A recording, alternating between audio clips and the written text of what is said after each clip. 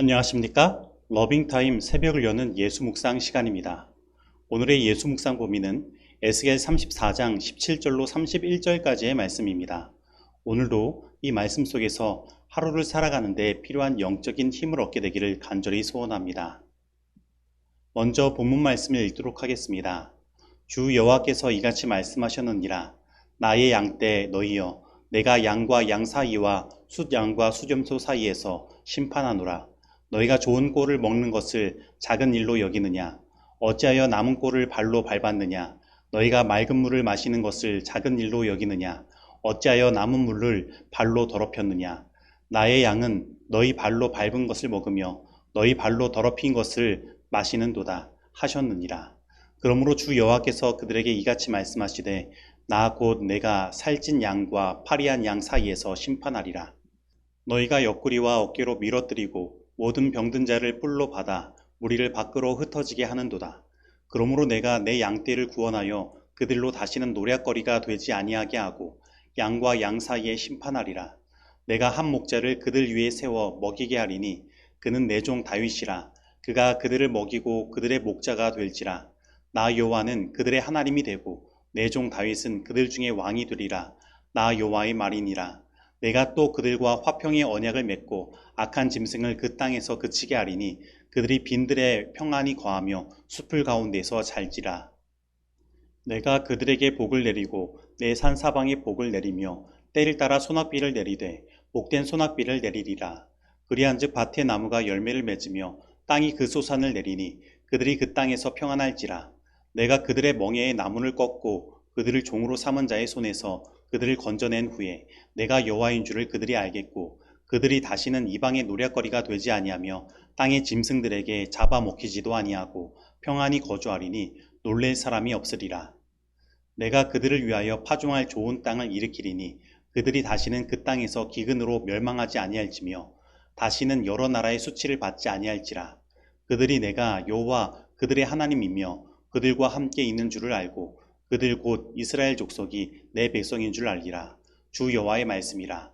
내 양 곧 내 초장의 양 너희는 사람이요 나는 너희 하나님이라. 주 여호와의 말씀이니라. 에스겔 34장 17절로 31절 말씀입니다. 말씀 줄거리입니다.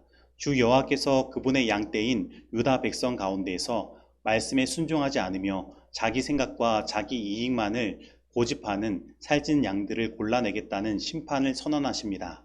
그리고 한 목자를 백성 위에 세워 그들과 화평의 언약을 맺고 그들에게 풍요와 안전을 주심으로 여호와와 양떼의 관계가 회복되리라는 복을 말씀하십니다.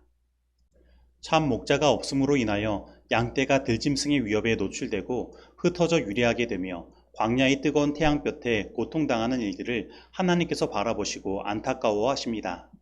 그래서 어제 본문에서는 하나님께서 참목자 없는 이스라엘에게 친히 참목자 되어 주시겠다고 약속해 주셨습니다. 양떼는 목자가 갈 방향을 이끌어주고 물가와 그늘로 인도해 주어야 살아갈 수 있습니다.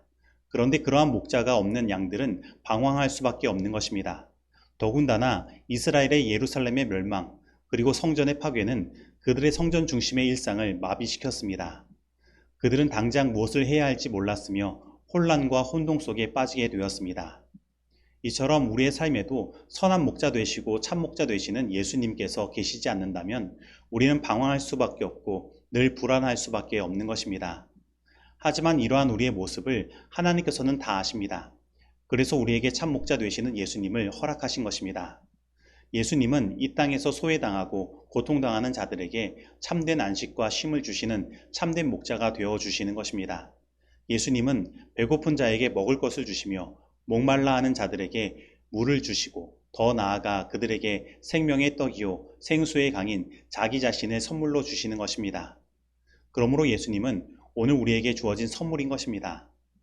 그러나 자기 이익만을 추구하고 다른 사람들을 괴롭게 하는 사람들에게 예수님은 심판자로 다가가십니다.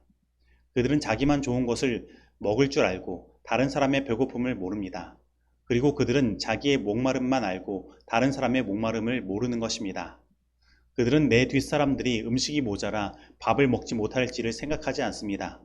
그들은 자신의 욕심껏 음식을 가져다 먹고 많은 양의 음식을 남깁니다.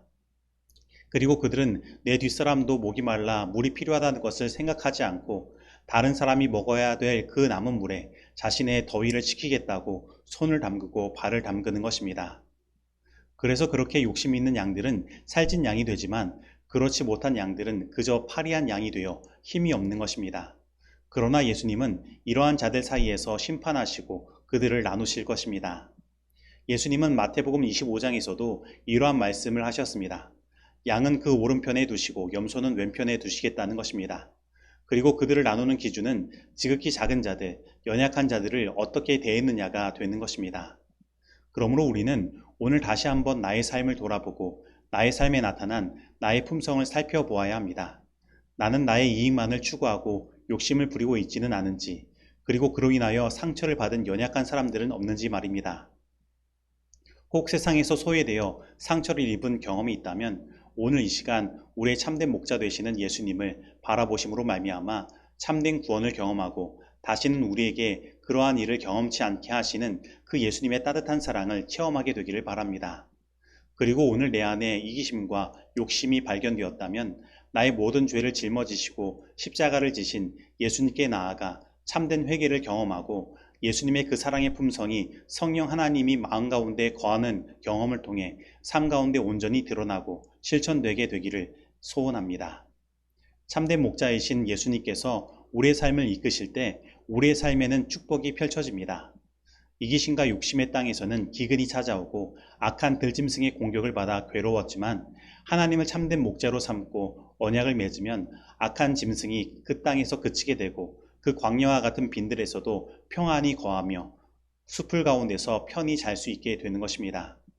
그리고 하나님께서 주시는 복을 받으며 이 기근의 땅에 때를 따라 소낙비가 내리고 밭의 나무에는 열매가 맺히고 땅의 소산을 얻게 되는 것입니다. 그리고 하나님께서는 그들을 위하여 파송할 땅을 일으키심으로 그들은 기근으로 멸망하지 않는 것입니다. 그런데 오늘날 이 교회 안에는 사나운 짐승과 같은 사람들이 존재합니다. 그래서 많은 사람들이 교회에서 평안을 얻기보다는 괴로움을 얻습니다. 그리고 오늘날 교회도 기근을 경험합니다. 그 이유는 성령의 소낙비가 우리 가운데 경험되지 못하기 때문입니다. 우리는 성령의 능력으로 사랑의 품성의 열매를 맺어야 하는데 교회 안에는 사랑이 없고 냉랭한 기운만 남아 있습니다. 그리고 이 교회가 진리교회라고 하는데 교회에 활력이 없고 열정이 사라진 지 오래된 것입니다. 그래서 점점 시간이 지날수록 사람의 수는 줄어들며 교회의 근심과 걱정이 늘어갑니다. 왜 이러한 일이 우리 가운데 일어나고 있습니까? 그것은 다른 문제가 아니라 우리가 참된 목자이신 예수님을 모시지 않기 때문입니다. 오늘날 이 교회의 결핍은 예수님의 결핍입니다. 예수님이 우리 가운데 계시면, 예수님이 우리의 참목자가 되시면 모든 문제는 해결됩니다. 예수님은 우리 안에 악한 짐승과 같은 사람도 변화시키시고 당신의 귀한 일꾼으로 세우십니다. 바로 어린 양과 사자와 같은 사람들이 함께 뒹굴며 행복한 시간을 갖게 되어 교회 안에 참된 평안이 경험되는 것입니다. 그리고 이 교회의 기근을 해결할 성령의 능력은 오직 우리가 예수님을 바라보고 예수님께 집중하며 예수님의 인도하심을 받을 때 소낙비같이 우리에게 임하는 것입니다. 그리고 성령은 우리 안에 성령의 열매를 맺게 하는 것입니다. 그리고 이러한 일들은 많은 사람들이 우리를 보고 하나님께서 우리와 함께 계심을 알게 할 것이며 우리가 하나님의 백성인 것을 깨닫게 할 것입니다. 그리스도에 대한 신앙은 신자에게 올바른 정신과 동기를 자극시킬 방법이 되며 믿음의 주요 온전케 하시는 이인 예수를 바라보는 자에게서 모든 선함과 천국의 뜻을 둔 사상이 우러나올 것이다. 하나님께서는 그대들의 모든 연약한 것들을 친히 참으심으로 감당하시고 용서하시며 바로잡아 주시기를 원하시는 하늘 아버지시다. 영생은 곧 유일하신 참 하나님과 그의 보내신 자 예수 그리스도를 아는 것이다. 그리스도를 바라봄으로 그대들은 변화하게 될 것이며 그대들이 전에 품고 있던 교만심, 허영심, 자존심, 스스로 의롭다 하는 정신 및 불신을 증오하게 될 것이다. 따라서 그대들은 이러한 죄들을 무가치한 멍에처럼 버리게 될 것이며 하나님 앞에서 겸비하고 온유하며 진실하게 행할 것이다. 그대들은 사랑, 인내, 온유, 양선, 자비 및 하나님의 자녀에게 있어야 할 모든 은혜스러운 일들을 행할 것이며 마침내 성화되고 거룩한 백성들과 함께 자리를 같이 하게 될 것이다.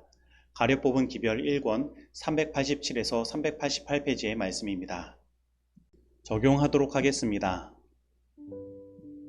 오늘 나는 예수님을 나의 삶의 가장 귀한 선물로 받아들이고 있습니까?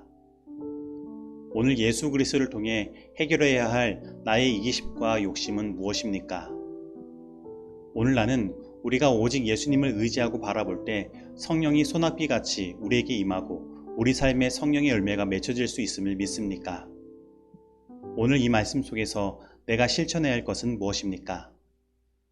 기도하시겠습니다. 하나님 아버지, 오늘 우리들에게 정말로 귀한 예수님을 선물로 허락하시니 감사드립니다.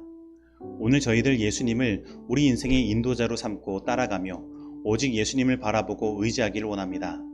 그래서 예수님을 통해 이르러 오는 성령 하나님의 역사를 소낙비와 같이 경험하기를 원합니다. 주님, 우리에게 오직 예수님만을 바라보는 믿음 허락하시고 성령을 선물로 주시옵소서. 우리에게 하늘의 평안을 허락하시고 우리의 이 교회의 밭이 파종하고 열매를 맺을 수 있는 좋은 밭이 되도록 인도하여 주시옵소서. 그리고 우리 안에 이기심과 욕심을 주님의 성령으로 불태워 주시고 우리 가운데 오직 예수님의 그 사랑의 성품이 실천될 수 있도록 인도하여 주시옵소서. 예수님의 이름으로 기도드립니다. 아멘.